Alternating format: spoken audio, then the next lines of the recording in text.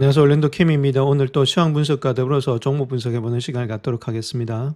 자, 먼저 오늘 시장 한번 보겠습니다. 다우가 0.26%, 나스닥이 0.78%, S&P가 0.56%, 러셀이 0.38%로서 나스닥이 많이 올랐죠. 자, 아침장에 좀 많이 올랐던 것은 아무래도 소프트웨어 쪽이 어느 정도 일단 진정세가 일어나면서 주가 자체가 많이 올라가는 모양이 있었습니다. 자, 그럼에도 불구하고 저 오장이 되면서 주가가 하락했는데 이런 다른 것들이 아니라 지금 이제 연준의 회의록이 나타나면서 금리 인하가 없겠다. 자, 그렇게 됨으로써 주가가 좀 하락이 되고 있었죠. 자, 시장이 약하다는 뜻입니다. 그 금리 인하가 안 한다는 거 다 알고 있는데 한 번 더 그런 것들이 나오니까 다시금 주가가 좀 하락되고 있죠. 그래서 시장 자체가 아직까지는 강한 펀더멘탈을 가지고 있지는 않다. 왔다 갔다 하는 그런 모양이 있다. 자, 그렇게 보시면 되고 장막판에 약간 일단 반등은 일어났습니다. 자, 그런 가운데 있기 때문에 또 전강후약이 좀 됐던 그런 장세가 되지 않았나 그렇게 보여집니다. 자, 오늘 맵을 보시게 되면 가장 중요했던 것은 요겁니다. 소프트웨어 인프라스트럭처라고 요쪽하고 그 다음에 소프트웨어의 어플리케이션이 있죠. 그 소프트웨어가 어느 정도 하락세가 이제 일단락이 좀 된 거 아니냐. 자, 그렇게 해서 주가가 좀 상승됐고, 자, 그와 더불어서 상승하다가 우장 들어서는 연준의 회의록이 나오면서 주가가 좀 하락되는 전강후약의 장세가 있었죠.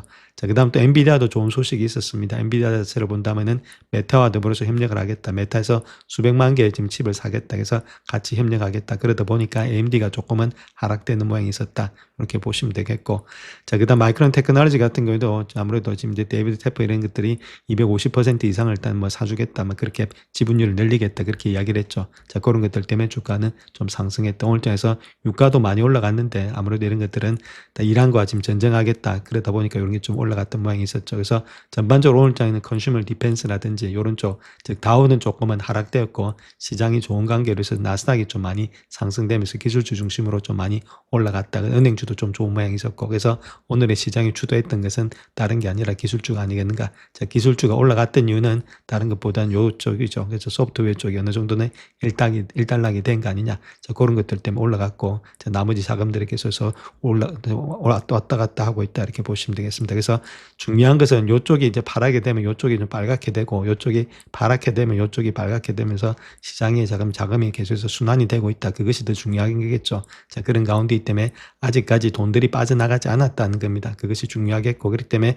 시장 자체가 좀 울퉁불퉁하지만은 내려올 때마다 지금 이제 반등이 계속해서 일어나는 모양이 있다. 이렇게 보시면 되겠습니다.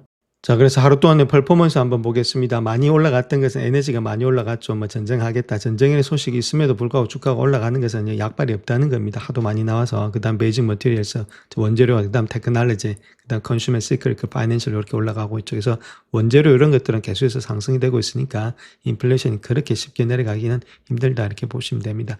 좀 하락했던 것은 유틸리티, 그 다음 리얼 이스테이트, 컨슈머 디펜스 있죠. 이런 것들 즉 말해서 다우 쪽으로 좀 하락이 되었고 나스닥 쪽으로 상승된 하루였다. 이렇게 보시면 되겠죠. 그래서 11개 섹터 중에서 오늘 또 마찬가지 8개 이상은 상승이 됐다. 항상 요 정도 일단 상승이 되고 있죠. 반 이상이. 자, 그런 가운데 이 때문에 이게 자금이 순환이 되고 있는 거지 완전히 시장이 무너진 거 아니다. 저렇게 말씀을 드렸습니다.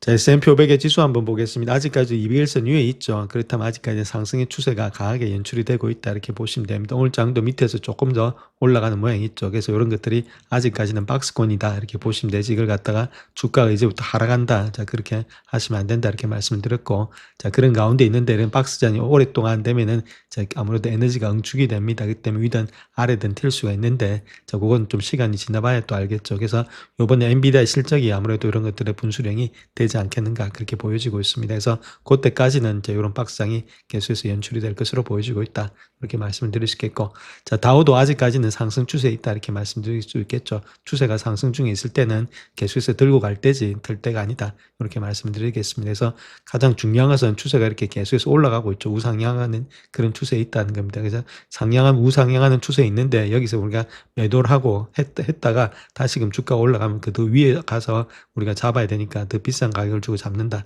그래서 지금 털지 말고 들고 가자 이렇게 말씀을 드렸습니다. 나스닥도 조금 반등이 됐는지 아무래도 21선에서도 저항받는 그런 모양이 있다. 그러니까 가격에 돌파하면서 올라가야 되는데 그러려면 어떤 트리거가 있어야 된다. 어느 정도 일단 소프트웨어에 대한 그런 것들은 조금은 무마가 되지 않았나. 저 그렇게 보여지고 있습니다. 자, 러셀도 좀 상승되고 있는데 자, 아무래도 전강후약이 되면서 자, 아무래도 파월 의장의 발언 때문에 또 다시 조금 하락되고 있죠. 자, 그럼에도 불구하고 아직까지는 추세는 상승 중에 있다. 이렇게 말씀드립니다. 자, 10년물 금리 한번 보겠습니다. 한 4% 정도 되고 있는데 0.57% 상승했죠. 이 정도만 일단 지켜주면은 크게 문제없이 주가는 상승하는데 어려움이 없다. 이렇게 보시면 되겠고. 자, 가장 중요한 것은 지금 이제 비트코인인데 비트코인이 어느 정도 일단은 장세가 돌아나가야만이 나스닥도 큰 폭으로 올라갈 수가 있는데 조금 비트코인 자체가 아직까지 장세가 완전히 돌아나가려면 조금은 시간이 더 많이 걸리지 않겠는가. 자, 그렇게 보여지고 있습니다. 바로 지금 이제 돌파하기는 힘들다. 자, 매수세가 안 들어오고 있다. 이렇게 보시면 되겠죠. 이더리움도 마찬가지고 모든 것들에 지금 이제 매수세가 안 들어오고 있다. 조금은 시간 더 많이 걸릴 것으로 보여진다. 이렇게 말씀드립니다. 골드 자체를 본다면 2.11% 정도 상승하고 있죠. 골드가 일단 안전자산으로 상승하고 있으면은 아무래도 일단 달러 이런 것들은 좀 내려가야 되는데 달러 역시도 오늘 때 0.62% 상승하고 있다. 옛날하고 지금 완전히 뒤죽박죽 됐다는 거겠죠. 안전자산이고 위험자산이고 같이 일단 개념 없이 가고 있다. 이렇게 보시면 되겠죠. 그래서 골드 쪽으로 현재로는 자금이 많이 몰려서 아무래도 골드 가격이 계속해서 올라가는 모양이 있다. 자, 그렇게 해석하시는 것이 바람직하다. 이렇게 말씀드립니다. 자, 연준의 회의록에서 추가 금리 인하 기준을 갖다 어디에다 설정해야 하는지에 대해서 지속적인 의견 차이를 많이 드러내고 있다. 그렇게 밝히고 있죠. 연준 용어로 일부는 여름엔보다 더 큰 의미를 가지고 있는데 금리 인하 재개를 위해서 더 높은 기준, 즉 디플레이션 진전이 확실히 궤도에 올랐다는 명확한 신호, 이런 것들을 제시한 일부 그룹이 자신들이 예측한 인플레이션이 하락한다면은 추가적인 금리 인하가 적절할 것이다. 자, 그렇게 생각하고 있죠. 그래서 여름엔보다 크다는 것을 의미하고 있다. 이렇게 밝히고 있습니다. 그래서 쉽지가 않다는 거죠. 금리 인하하는 것 자체가. 자, 근데 케빈 호시가 와서 이런 것들을 다 같이 일단 한꺼번에 사람들을 변화시킬 수 있느냐. 자, 그런 것들도 좀 문제가 될 수 있다. 이렇게 말씀드립니다. 자, 연준 회의록에서는 금리 인하에 대한 의지가 거의 없다는 점이 드러나고 있다. 이렇게 밝히고 있죠. 그래서 향후 금리 인하 가능성에 반대하기보다는 중립적인 표현을 선호하고 있다. 그렇게 밝히고 있습니다.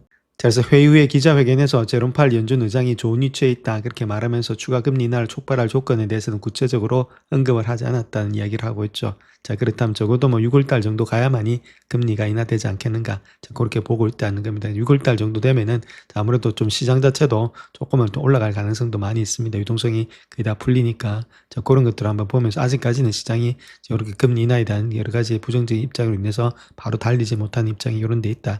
이렇게 말씀을 드립니다. 자, 골드만삭스에서 이야기하고 있는 차트 내용인데, 자, 요거 하나 보시게 되면 S&P 500의 컴퍼니들이 지금 이제 가장 포커스하고 있는 것이 비용 관리라는 겁니다. 비용 관리 있죠. 이제 요걸 갖다 포커스하면서 이만큼 아무래도 지금 지표가 많이 늘어나고 있다. 즉, 어닝스 콜에서 요번에 4분기 동안에 가장 많이 언급됐던 단어가 비용 관리다. 이렇게 보시면 되겠죠. 그래서 프라이싱 파워보다는 요쪽에 더 많은 관점을 두고 있다. 자, 그만큼 일단은 자본 지출 이런 것들이 많아버리니까 주가가 바로바로 꺾여버리죠.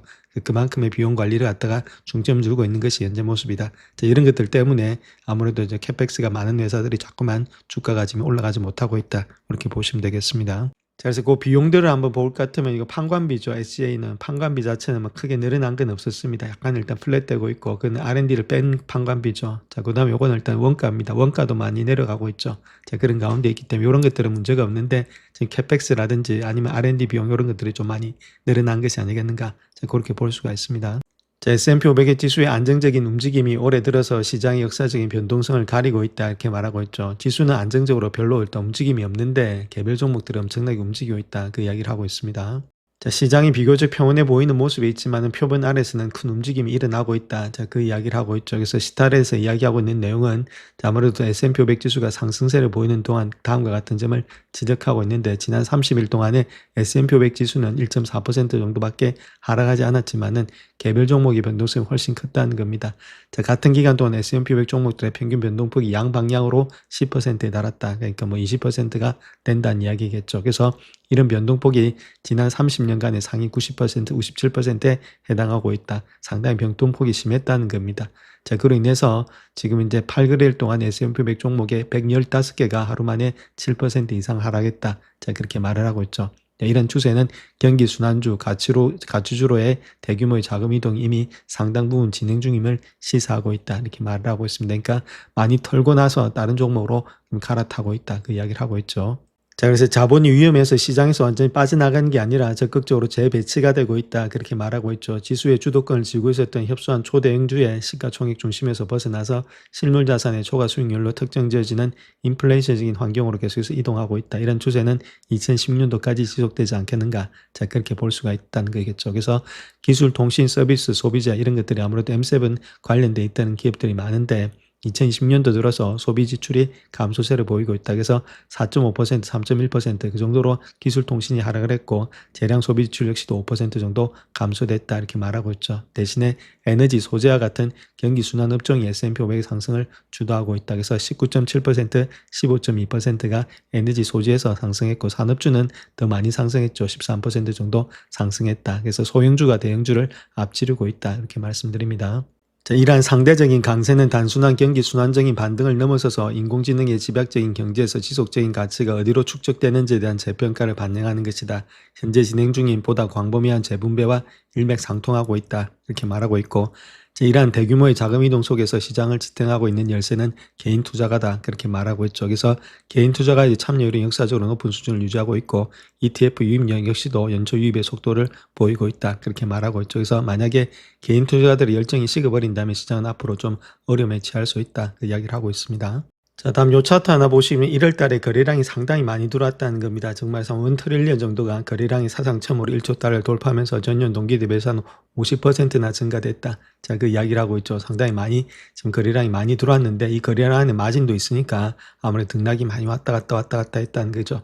1월에는 20일 중에서 한 14일 한 70% 이상이 기준을 넘어섰는데 2024년도에 뭐 4%하고는 상당히 많이 비교되는 그런 관점에 있다. 그만큼 거래량이 많이 들어와가지고 그로 인해서 또 등락도 심해지고 있다. 아무래도 개인적 자금이 많이 들어왔다.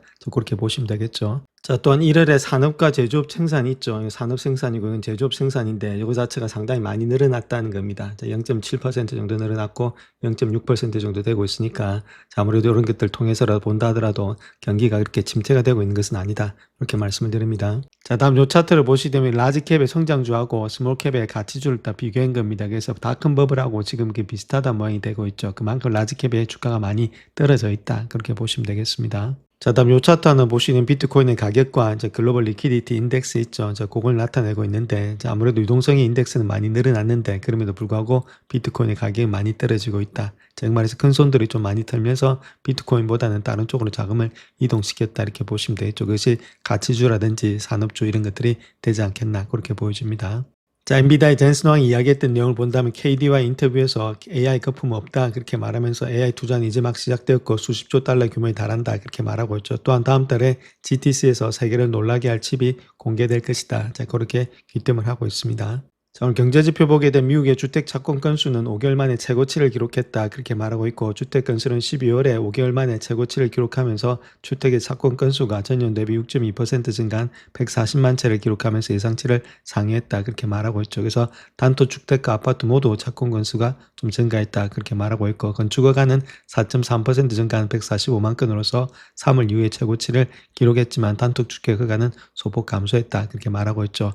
자, 건설 업체들은 과잉 재고에도 불구하고 낮은 차입 비용과 자신감이 힘입어서 생산량을 늘리고 있다. 아무래도 다른 것보다는 비용이 조금은 낮게 나가고 있으니까 이런 것들이 조금은 붐이 일어나고 있다. 그 이야기를 하고 있습니다. 자, 미츠호 같은 경우는 팔란티의 투자 의견을 상향 조정하면서 AI 수요로 인해서 최근에 주가 하락은 정당화될 수 없다. 그렇게 평가하고 있죠. 그래서 왜 그런지 거기에 대해서 한번 살펴보겠습니다. 자, 미츠호는 팔란티의 최근 주가 하락이 인공지능의 플랫폼 도입이 가속화되고 있다는 점을 고려해 볼 때 납득하기 어렵다. 그렇게 말하고 있고 은행은 기업과 정부기관을 위한 분석 도구를 개발하는 소프트웨어 분석 회사에 대해서 투자 의견을 중립해서 시장 수익률 상회로 지금 이제 상향 조정했다. 그렇게 말하고 있죠. 그래서 195달러는 현재 주가에서 요거는 한 47% 정도 상승 가능하다. 목표 주가 195달러를 준다. 자, 그렇게 이야기를 하고 있죠. 주가 많이 떨어졌기 때문에 충분히 반등이 가능하다. 그 이야기를 하고 있습니다. 자, 팔란티는 눈부신 성장과 더불어서 확대되는 수익성 그리고 새롭게 매력적으로 변모한 위험 대비 수익률을 높이 평가하고 있는데 소프트 업계에서 독보적인 위치를 차지하고 있었고 매출의 성장, 성장의 가속화 그리고 마진 확대를 대규모로 달성하고 있었다. 그렇게 말하고 있죠. 그래서 주가가 어느 시점에 갑자기 의미 있는 멀티플의 하락을 겪을 수 있다는 우려를 수개월 동안 제기해 왔는데 지금 보면은 EV 프리캐시 프로 멀티플이 올해 첫 해 들어서 6주 동안에 46% 정도 하락을 했다. 자, 그렇기 때문에 이미 평가가 완료되었기 때문에 현재 위험 대비 수익률이 매력적이다. 그렇게 판단하고 있다는 겁니다. 그럼 충분히 상승 가능하다. 그 이야기를 하고 있죠. 자, 또한 향후 전망에 대해서도 미국 기업 부분의 성장세를 긍정적으로 평가하고 있으면서 내부 데이터의 통합에 대한 시급성의 증가와 기업들의 인공지능 플랫폼 도입의 확대에 힘입은 것이다. 그렇게 언급하고 있죠. 팔란티의 미국 기업의 매출이 지난 분기 대비해서 전년 동기 137%나 증가되었고 경영진이 2010년도까지 최소 125%의 성장률을 예상하고 있다. 그래서 성장의 가능성을 매우 높게 보고 있다. 그렇게 말하고 있죠. 팔란티의 정부분 사업도 여전히 견조하면서 4분기 매출은 전년 동기 대비해서 66%나 증가됐다. 그래서 영국을 중심으로 한 해외 정부 부분의 견실한 성장세를 높이 평가하고 있다. 자, 정부라든지 해외 쪽에서 계속해서 늘어나고 있다. 그 이야기를 하고 있습니다. 자, 특별히 지정학적 불안정성이 고조되는 가운데 수주의 실적이 꾸준히 증가하는 추세를 보이고 있고 단기에서 중기적으로 정부 세비 전년 대비 40% 이상 성장하는 것을 유지할 수 있을 것으로 예측이 되고 있다. 이렇게 말하고 있죠. 그래서 팔란티의 주가 수익 비율이 연초 대비해서 하락세를 보인 점에 대해서 투자 매력도가 더욱더 높아 보이고 자, 이런 것들을 정당화될 수 없다. 그렇기 때문에 가까운 미래 팔란티어가 AI로 인해서 어떤 차질을 겪을 것이라고는 예상치 못한다. 이번에 소프트웨어 문제하고는 상관이 없다. 그렇게 말하고 있죠. 그래서 팔란티어가 성장하는 AI 혁명의 가장 유력한 수혜 중에 하나다. 그렇게 말하고 있습니다. 그래서 데이터 간의 상호작용을 통해서 하고 있기 때문에 지금 이제 단지 이 플랫폼을 통해서 아무래도 뭐 시키는 일만 하는 것들, 자기가 알아서 해준다는 것들, 그런 행동적인 지금 이제 에이전트 AI고는 좀 많이 차원이 다른 개념이 있죠. 그렇기 때문에 팔란티어가 지금 이제 주가 많이 하락했다 해서 여기서부터 주가가 폭락한다. 그렇게 보지는 않고 있습니다. 그래서 더 나아가서는 지금 팔란티오가 인공지능이나 정부 디지털의 전환, 산업의 현대화 같은 장기적인 추세로부터 점점 더 큰 혜택을 받을 수 있는 유리한 위치에 있다. 자, 그렇게 확신이 되고 있죠. 그래서 27명 중에서 14명이 지금 이제 바이 등급을 주고 있고, 자, 아무래도 평균 가격은 189불, 190불대는 된다. 자, 그 이야기를 하고 있습니다. 그래서 충분히 상승 여력이 있다. 그렇게 밝히고 있습니다. 자, 다음 주가 폭락 속에서 가치 있는 소프트웨어 기업을 찾고 있다. 이렇게 말하면서 UBS는 4가지 유망 종목을 발견했다. 그렇게 이야기하고 있죠. 그 내용에 대해서 한번 살펴보겠습니다.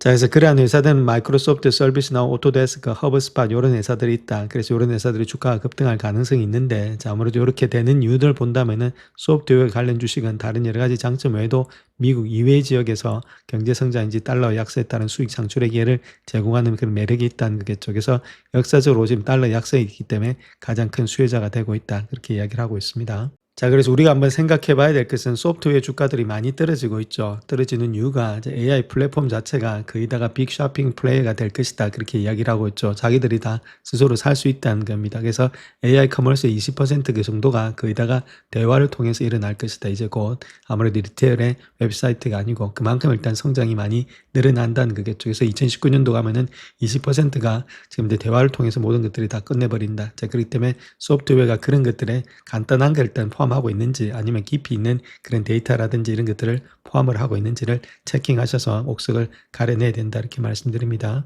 자, 이번에 엔비디아하고 메타가 계약이 있었는데, 자, 그렇게 했을 때는 인텔이 주고 난다. 그 이야기를 하고 있죠. 자, 그런 내용들을 한번 보게 되면 CPU 사용에 있어서 아무래도 데이터 센터에서 ARM 기반 칩으로 상당한 전환을 예고하고 있다. 그렇기 때문에 인텔은 상당히 좋지 못한 가운데 있다. 자, 그 이야기를 하고 있습니다.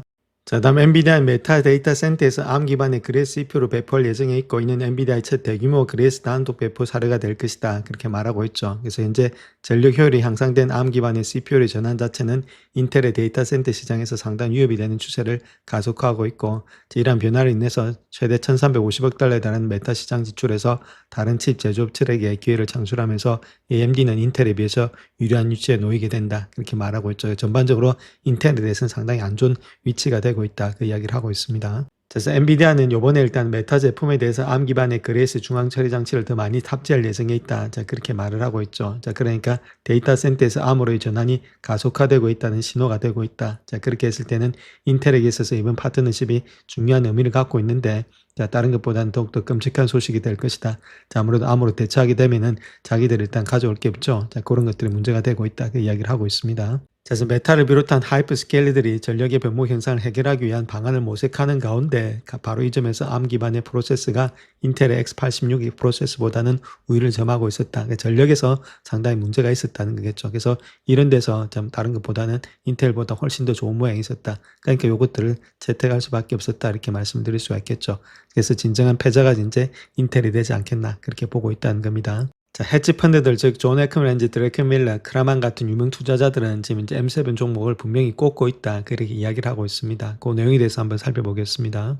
자, 특별히 아마존에 관해서는 빌 에크먼이라든지 스탠리 드레이크 밀러, 그 다음에 바우포스트의 세스트 클라만 이런 사람들이 4분기에 클라우드 서비스 제공업체의 주식 4,090만 주를 순매수했다 이렇게 말하고 있죠. 상당히 많이 샀다는 겁니다. 발행 주식의 2.5%를 갖다가 보유하고 있다. 다른 M7보다도 훨씬 더 많은 수치를 가지고 있는 것이 지금 이제 아마존이다. 물론 지금 이제 4분기에 샀으니까 우리보다 높은 가격에 샀겠죠. 그럼에도 불구하고 뭐 바로 뭐 3개월 후에 6개월 후에 털 게 아니니까 들고 가겠죠. 자, 그렇다면 우리는 좀 싼 가격에 충분히 살 수 있으니까 여러 가지 모습 속에서 우리가 조금 더 이점이 되지 않겠나 그렇게 볼 수가 있습니다. 자, 그래서 M7 주식들을 한번 보게 되면 아마존 자체가 2.5%로서 가장 많이 가지고 있고, 그 다음 구글, 그 다음 애플, 메타, 마소, 그 다음에 엔비디아, 테슬라 다 가지고 있죠. 자, 그러니까 주가가 많이 빠진 것들이 있죠. 자, 그런 게 있어서는 조금씩 담으셔서 길게 보시면서 갖고 가면은 이익과 매출이 낮기 때문에 충분히 상승 가능할 수 있다. 자, 그 이야기를 하고 있습니다. 자, 아마존 주가가 과매도 상태에 있다 이렇게 밝히고 있는데 이제 어떤 점에서 과매도 상태인지 거기에 대해서 한번 알아보겠습니다. 뭐 옵션 거래는 일단 제껴놓고 과매도 상태에 있기 때문에 좀 매수의 관점인지 거기에 대해서 한번 살펴보겠습니다. 자, 아마존은 주가가 급격한 기술적 조정을 겪었음에도 불구하고 좀 핵심 펀더멘털은 좀 강화됐다 그렇게 이야기를 하고 있죠. 특별히 다른 것보다는 전반적인 성장주 변동성 속에서 주요 지수sun 부근으로 지금 주가가 많이 하락돼 있는 상태에 있는데 이제 과매도 상태에 진입했다는 거겠죠. 그래서 인공지능 인프라에 대한 투자 관점을 가진 장기 투자자들에게는 유리한 환경을 조성하고 있다. 자, 그렇게 말하고 있습니다. 그래서 장기적으로 보면 괜찮은데 단기적으로 보니까 좀 많이 떨어져 있다 이렇게 보시면 되겠고, AWS라든지 광고 물류 자동화 사업이 지속적으로 확대됨에 따라서 아마존의 최근 약세는 사업의 질적 저하보다는 투자자들의 피로감을 반영하는 것으로 보여지고 있다 이렇게 밝히고 있습니다. 자, 아마존은 동종업계 대비해서 우수한 성장이라든지 수익성 지표를 지속적으로 보여주고 있다 이렇게 말하고 있고, P 레이쇼로 봤을 때는 25배 정도 되고 있는데 업계 평균이 24배니까 거의 비슷하죠. 그 다음에 주당 순이익 같은 경우에 성장률은 25%로서 업계 대비 7%보다는 상당히 일단 성장률은 좋고, 예상 매출의 성장률 역시도 12%로서 평균보다 6% 대비해서도 좋은 모양이 있다. 순이익률도 10.8%로서 업계 평균보다도 7%보다도 상당히 좋은 모양이 있다. 그래서 전반적으로 모두 다가 좋다 이렇게 보시면 되겠죠. AWS는 여전히 회사의 주요 수익의 창출의 동력으로서 영업이익의 대부분을 창출하고 있고 AI 워크로드를 통해서 다시금 가속화하고 있다. 현재 600억 달러 정도에 육박하는 광고 매출, 이것도 두 번째 고마진 성장의 동력이 되고 있다. 그렇게 말하고 있습니다. 그래서 소매 효율성의 개선과 결합되어서 아마존의 수익 창출 능력은 매출의 증가율보다도 빠르게 성장하고 있다. 그렇게 밝히고 있습니다. 그래서 강세적으로 전망되는 이유는 AI 리더십이 있다는 거죠. AWS라든지 맞춤형 실리콘, 그다음 트레늄이라든지 베드락을 통해서 대규모의 복합 주론의 수요를 수익할 수 있는 유리한 위치에 자리매김하고 있다. 그래서 AI 인프라의 역전의 핵심 수혜주가 되고 있고, 마진을 확대를 통해서 AWS라든지 광고라든지 물류의 자동화 이런 구조적인 영업 레버리지를 창출하면서 주단 수익의 증가율이 매출의 증가율을 앞지도록 되고 있다. 기업의 종속성에 있어서는 AWS는 클라우드 컴퓨팅 분야에서 가장 긴밀한 기업 관계를 유지하고 있기 때문에 이를 통해서 아마존은 AI 서비스라든지 데이터 인프라 분야에서 강력한 가격 결정력을 확보하고 있다. 이렇게 말하고 있고, AI 월크로드가 실험 단계에서 실제 운영 단계로 전환됨에 따라서 아마존의 수직 통합의 플랫폼을 통해서 추론 기반의 지속적인 수익원을 확보하고 있다. 이런 것들이 강세 전망이다. 그렇게 밝히고 있습니다. 자, 다음 엔비디아 주가 차트 한번 보겠습니다. 지금 200일선 위에 있죠. 자, 그런 가운데 있고 누워 있다는 겁니다. 자, 그런 가운데 있기 때문에 아직까지도 추세가 완전히 결정된 건 아니다. 이렇게 보시면 되겠고, 요번에 일단은 실적 발표 2월 25일 날, 자, 그때 어느 정도 분수력이 되지 않겠는가. 그렇게 볼 수가 있겠죠. 자, 그럴 때 여러 가지 발표를 통해서 다시금 한 번 더 올라갈 가능성이 많이 있다. 이렇게 보시면 되고, 아직까지도 들고 갈 때지 팔 때 아니다. 보통 보면 지금 이제 다 200불 위에를 다 부르짖고 있으니까 매출과 이익이 뭐 증가 안 되면은 우리가 들고 나와야 되겠지만 매출과 이익이 계속해서 증가되는 회사이기 때문에 계속해서 들고 가자 이렇게 말씀을 드립니다. 자, 다음 테슬라 한번 보겠습니다. 테슬라는 일단 다른 건 문제가 없는데 밸류에이션에 대한 좀 문제가 있죠. 자, 그로 인해서 지금 이제 얼마만큼 돈을 버느냐, 자, 거기에 다 집중하고 있는데 아직까지는 돈을 벌지 못하고 있으니까 주가 자체가 바로 이렇게 시원하게 올라가지는 못하고 있는 가운데 있다. 이렇게 보시면 되겠죠. 아직까지도 추세는 하락 중에 있다. 이렇게 보시면 됩니다. 상승 중에 있는 추세가 아니고 하락 중에 있는 추세이기 때문에 바로 반등해서 올라가려면 시간이 좀 많이 걸리겠죠. 그래서 이런 것들은 기간과 시간 조정을 좀 거친 후에 다시금 올라갈 수 있기 때문에 조금은 더 기다려 보시고, 자, 신규 진입하실 분들 한해서는 조금 더 많이 빠질 때마다 조금씩 담아가야 되지, 아직까지는 완전히 또 돌아 나가서 위로 상승으로 올라간다 이렇게 보기는 좀 힘듭니다. 그래서 시간이 좀 더 많이 걸린다 이렇게 말씀을 드립니다. 자, 다음 구글 한번 보겠습니다. 구글은 뭐 직전 저점까지 와 있죠. 그래서 오늘 장에서 300불 때는 어느 정도 지켜줬는데, 자, 그래서 300불 밑에라든지 그럴 때 들어갈 때 있죠. 그럴 때 조금씩 담아서 가자 이렇게 말씀드릴 수 있는데, 저것도 저번에 말씀드렸지만 일단 지금 추세가 좀 꺾여 있는 상태에 있습니다. 여태까지 계속해서 상승했던 강한 추세가, 자, 그런 가운데 있기 때문에 이 추세를 갖다가 다시금 돌려놔야 되는데 그 시간이 좀 걸리지 않겠는가, 자, 그렇게 보여주고 있고, 좀 밸류에이션에 대한 조정도 있고, 이제 뭐 캐펙스 문제도 있겠지만은 또 아무래도 좀 많이 올라갔던 데 따른 부담이 좀 되고 있다, 그렇게 보시면 되겠죠. 그래서 고점 대비해서 내려왔던 폴 본다면 거의 한 15%, 자, 그 정도 내려왔기 때문에 아무래도 좀 장기적으로 본다면은 주가가 좀 빠진다면 조금씩 담아져서 들고 가는 그런 전략들이 필요하다, 이렇게 보시면 되겠죠. 그래서 이런 것들도 주봉에서 보시면은 보통 보면 주봉에서 이렇게 스토캐스 이런 것들이 바닥권에 와 있을 때 있죠. 자, 그럴 때 조금씩 담아 놓으시면 나중에 또 주가는 올라가니까 저 그런 것들 잘 이용하셔서 저 길게 보시면서 들고 가는 전략이 필요하다, 저렇게 말씀을 드리겠습니다. 자, 오라클 한번 보겠습니다. 오라클 같은 경우는 너무 많이 빠져가지고 200일선 밑에 있죠. 자, 그런 가운데인데 이번에 일단 실적 발표 때 어떤 이야기들이 나오는지 한번 우리가 체킹해 봐야 될 거 3월달입니다. 자, 그런 가운데 있고 그때까지도 아무래도 옆으로 좀 눕는 상태가 있지 않겠는가, 바로 돌파하면서 올라가기는 아직까지도 힘이 없는 상태에 있다. 그래서 실적 발표 때까지는 옆으로 왔다 갔다 할 가능성이 많이 있다, 그렇게 말씀을 드립니다. 자, 다음 팔란티아 한번 보겠습니다. 팔란티아도 고점 대비해서 내려왔던 폭이 그러면 35%, 38%까지 되고 있으니까 자, 많이 내려왔습니다. 그 다음에 스토캐스틱 이런 것들이 주봉입니다. 주봉에서 이렇게 밑에 있을 때는 조금씩 남아가시면은 나중 되면 또 주가는 많이 올라가 있으니까, 자, 남들이 떠날 때 완전히 울고불고하고 떠날 때가 또 우리가 매수 관점에서 한번 봐야 되지 않겠는가, 이렇게 보시면 되고, 장기적으로 매수를 하실 때는 반드시 분할 매수, 매도도 분할 매도입니다. 그렇게 해서 어디가 바닥인지는 알 수가 없습니다만 이 정도 되면은 아무래도 다른 것보다 밸류에이션이 조금 더 저평가되어 있는 상태에 있기 때문에 충분히 올라갈 가능성이 있지 않겠는가. 이게 데이터 간에 서로 간의 연결을 통해서 일어나는 회사이기 때문에 단순하게 소프트웨어를 통해서 지금 에이전트 AI 그것 때문에 하락할 회사는 아니다, 이렇게 우리가 보시면 되겠습니다. 그래서 조금 더 길게 보시면서 시계를 갖고 가자, 이렇게 말씀드립니다. 자, 다음 아이렌 한번 보겠습니다. 아이렌 200일선 밑에 있고 직전 저점에서 어느 정도 반등은 일어나고 있죠. 그래서 쌍바닥 치면서 갈 수도 있는데 좀 시간이 걸리는 이유는 매출의 대부분이 비트코인에서 나타나고 있다는 겁니다. 물론 데이터 센터도 있지만은 아직까지도 매출의 대부분은 비트코인이다. 그러니까 비트코인이 떨어지니까 주가가 달리기가 쉽지가 않다는 거겠죠. 그래서 어느 정도 기간 조정은 좀 많이 거치지 않겠나, 그렇게 보여줍니다. 정말 비트코인 가격이 좀 올라가면 다시금 같이 올라갈 수 있는데 그렇지 않으면은 시간과 기간 조정이 좀 길어질 수가 있다, 저렇게 말씀을 드릴 수가 있겠습니다. 영상을 끝까지 시청해 주셔서 감사합니다. 영상이 도움이 되셨다면 구독과 좋아요 부탁드립니다. 감사합니다.